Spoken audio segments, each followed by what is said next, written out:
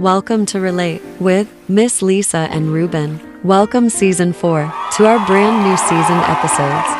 Alrighty then, take a listen to Episode 6 of Season 4. We're calling it Assured Love, Part 2. Listen to this relatable, transparent segment of Miss Lisa and Ruben as they lay their hearts on the line. Say that again, honey. I said, I have a question for you. Okay, I'm waiting. So, as a man, how do you know when you have truly fallen for a woman? It's you begin to know the beginning stages. Of course, you have to be seasoned. You have to have some age about yourself, some experience, because now by this time you've experienced falling out in love and out of love. So you tend to know the emotions as they happen. The moment I knew with you was the last time you left my place. Even though I had to rush off to work, I immediately felt lonely after you left. Really? Yes, really. I didn't want to tell you that before, but yeah, I immediately felt lonely. Of course, when I closed the door to go get in the shower, when I got out of the shower, I didn't have that I'm single feeling anymore. That single feeling like, okay, I'm in my own house, got my own stuff. What am I going to do tonight? What am I going to do tomorrow after work or before work? And it was always going to explore some place where there was plenty of people where I can possibly meet someone of the opposite sex. At a nice restaurant or at a grocery store, as you said. And I'll set out to go meet someone, and all excited about it. And I'm not thinking that way anymore. I'm more concerned as to when is the next time that I'll see you. So when you was leaving that day and I immediately felt lonely once you walked out the door, I knew I had fallen for you. And there was no turning back. I took over a week before I announced it to you. But because I wanted to make sure, for some odd reason, I wanted to make sure I wasn't the only one. And plus, of course, when you start having strong feelings for someone and you've been in that position before, the fear just sets in. Fear began to set in. Well, I'm not going to talk about how I'm feeling with her in my life until I know for sure it's safe and the coast is clear for me to express my feelings. Although the cat's out of the bag, because physical expression has already begun between us. And the body tells more than the mouth will. So just because I'm not saying it doesn't mean I'm not showing it. So I waited to see if you would acknowledge that I was moving in a different way with you. I was moving closer to you. I was expressing myself as, being the man in your life. And begin to talk about future endeavors with you. That's when I knew.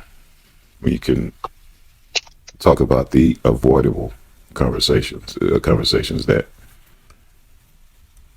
men usually avoid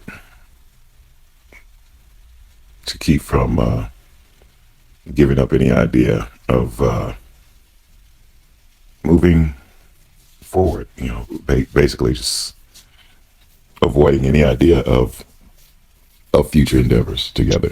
So once that fear was gone, and I began to look towards our next visit with each other. I knew, and I especially knew, as I've already mentioned, when I wasn't even doing my daily, weekly targeted things that I needed to do, like grocery shopping and taking clothes to the cleaners, and because between my job and a few other things, it was kind of hard to squeeze you in, but it's like now you have taken precedent over those things, and it's easy to brush it aside. Oh, I'll do that later. Oh, I'll do that later. That's when I knew, okay, I've fallen for someone, because I don't usually ignore things that I need to do or want to do. So, and plus on top of that, the feeling I was feeling, and I hear your voice in my head every day. I can feel your touch, even when I'm not with you.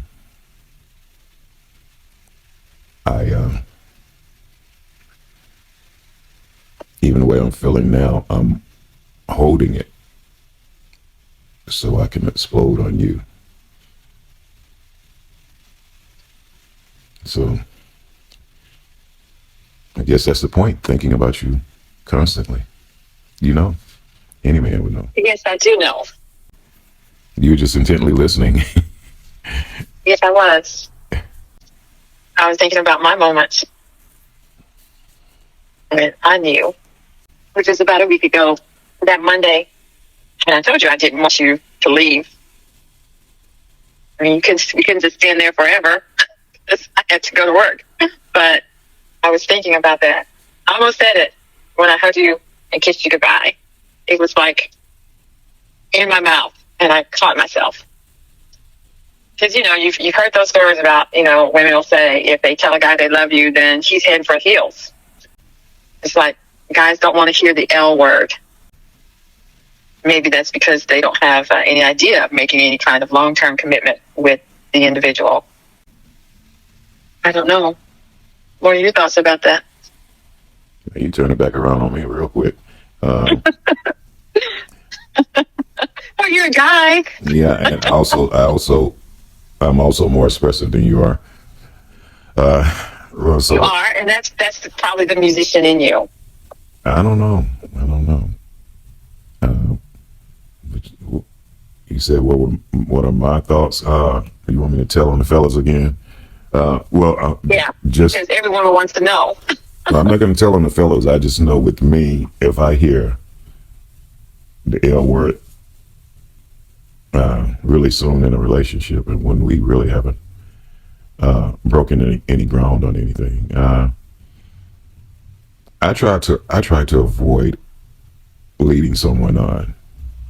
I try to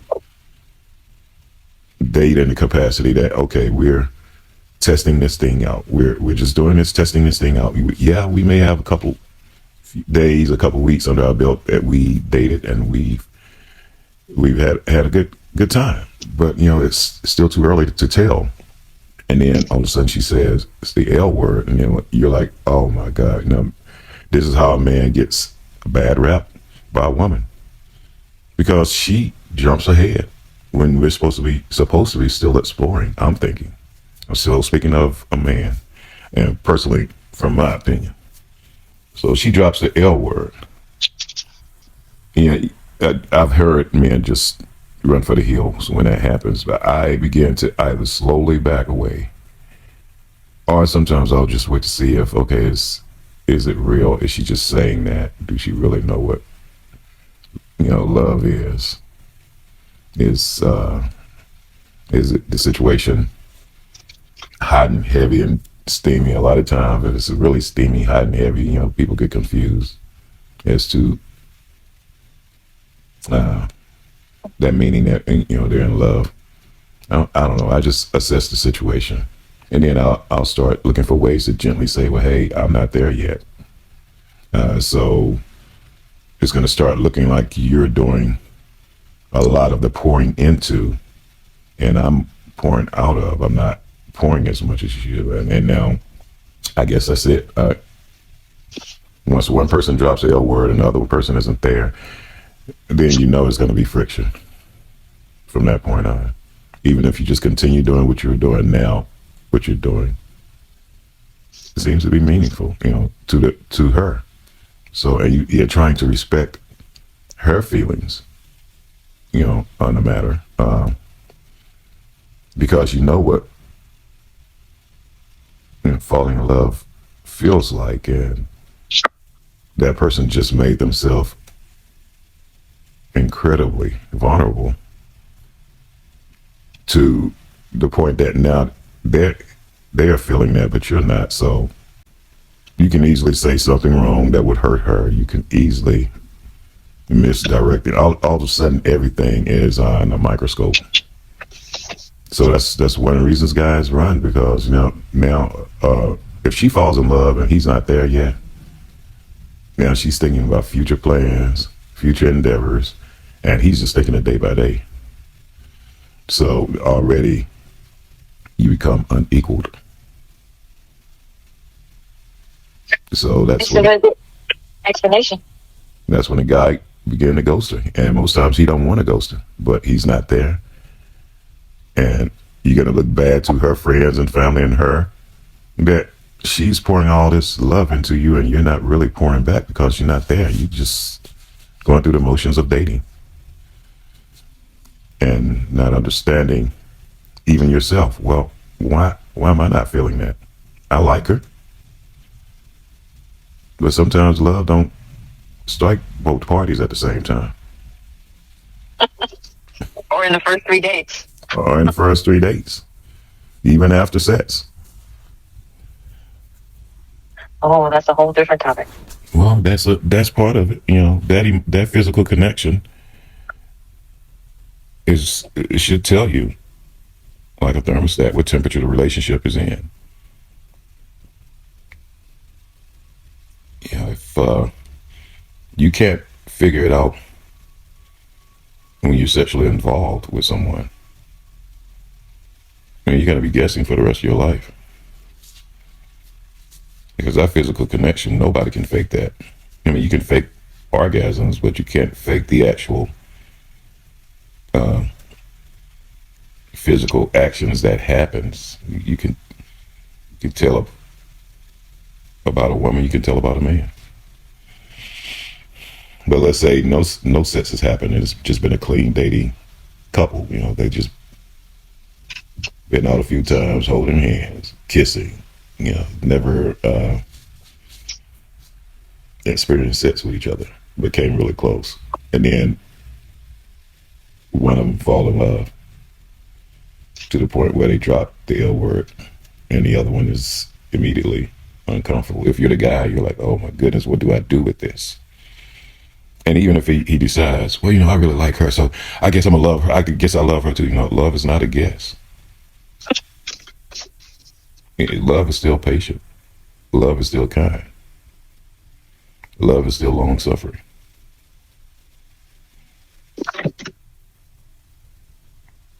So all the attributes of love is still there. You can't conjure it up just because you want to match the other person's emotions. And you're still not sure if they're in love just because they said it. You see it in their eyes, they're smiling and they're caressing. But the long suffering part of love, if something just happens to go down right that instant, something serious, just something catastrophic just happens at that moment, then let's see, will love prevail? The love you say you have for me, will it still be there? Something catastrophic just happened that can tear two people apart or show their differences. So love in the tough times, if it still shows itself, to me, that's love.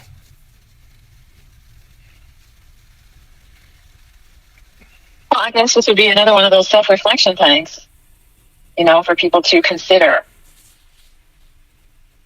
what lets them know that they are in love with a person deeply. It should not be it should not be superficial. And it's usually not just one thing about that person, I would say. Well, how about you just don't put a finger on it? I mean, love just is an emotion that comes over you unexpectedly. You don't have to force it. You don't have to do any tricks to make it happen. You can't make someone fall in love with you. Yes. Like you can't make someone be with you. Very important points. Yeah, we've already drew that comment early. Someone just sits in their mind that you belong to them, and it doesn't matter what you have to say about it. You can't make anybody. Let's say you do make somebody. You force someone to be with you. How are you going to force them to love you? That's inconceivable. You can't force anyone to love you. And even if you could, don't you want it authentically? That agape love, instead of love that you put chains and harnesses on. You ain't going anywhere. You're mine. You can't force anyone to love you.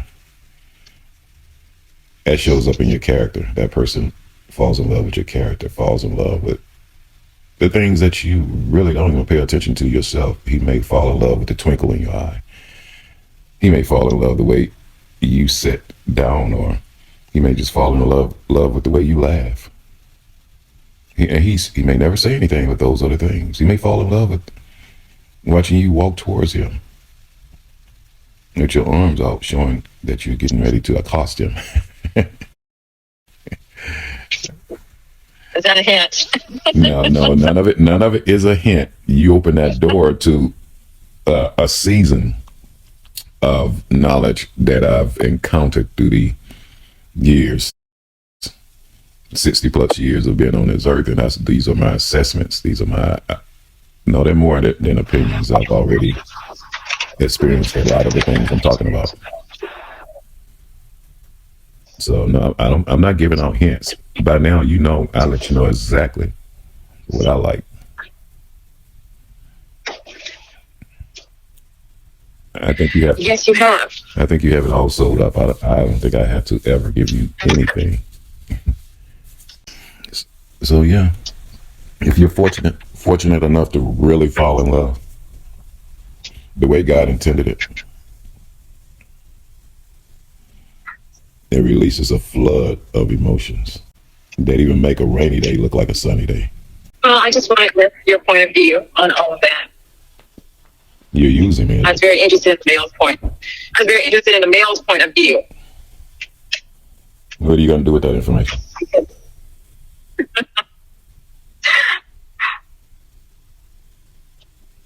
I hear you laughing, but I don't hear you answering. Well, I mean, for the general public, I think it's another important discussion. I mean, I've had, friends or girlfriends and meet a guy and, 3 weeks later, they're talking about how in love they are with this person. And next thing you hear is that they're not together. And so, although it is true that you cannot put a time limit on when somebody falls in love, I think it should give everyone pause to think about, what happens within themselves. So what they notice, how do they feel when they think they are truly in love? And I also think that even if, you're in that relationship, you can sense what direction it's heading in. Or if the other person is developing feelings for you. That's just my opinion. Well, I think when the other person, if you're doing everything for him and he's doing nothing for you, then that's not an equal relationship in any way. Well, I kind of have to push back on that. I think people have, in my opinion only, in watching people through the years, I think people have attached things to love that you that really don't belong in it. It's like you just said earlier, if you're doing this for him and doing that for him, then and it's not being reciprocated, then it's not. No, it's love isn't that either. It's not something you can pick up and do. It's not anything you can buy. I've seen love with my own mother and stepfather to the point where there was nothing one party had to give, but the other party, it didn't matter that they didn't have anything to give. And love stayed with them until one of them passed away, And I've seen another couple growing up where they had everything. They had, money, power, position, prestige, influence as a couple. When they drove up in their chariot, their regalia, they showed to be a power couple, as we call them today. And but the love they showed in person, what I saw was like, it almost looked robotic. You could never tear those two apart. You never saw one without the other, but it just did. You never saw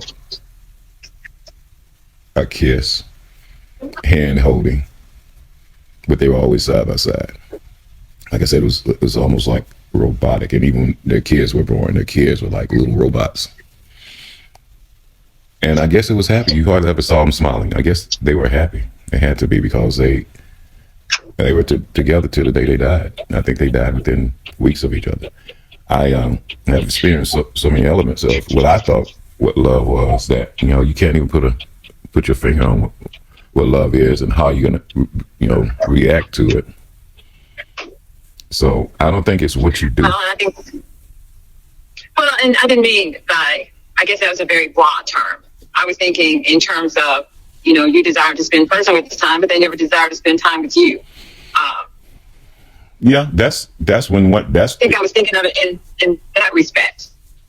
Yeah, now that's what you said earlier. Because people express love differently. If they're in love.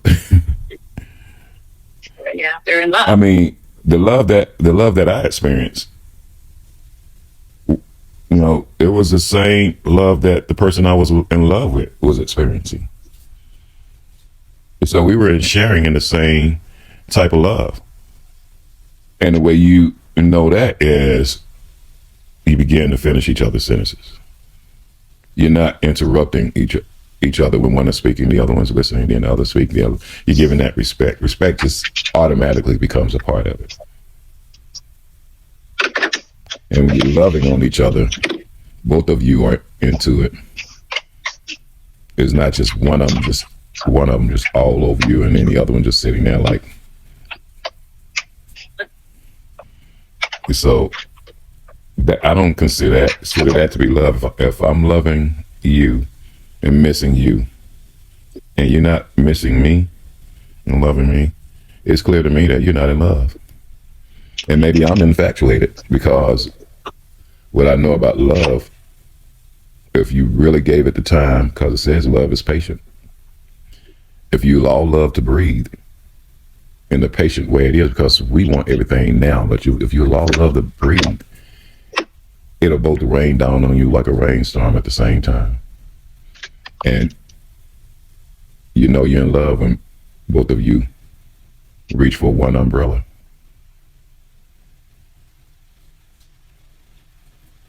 Although there's two umbrellas laying there.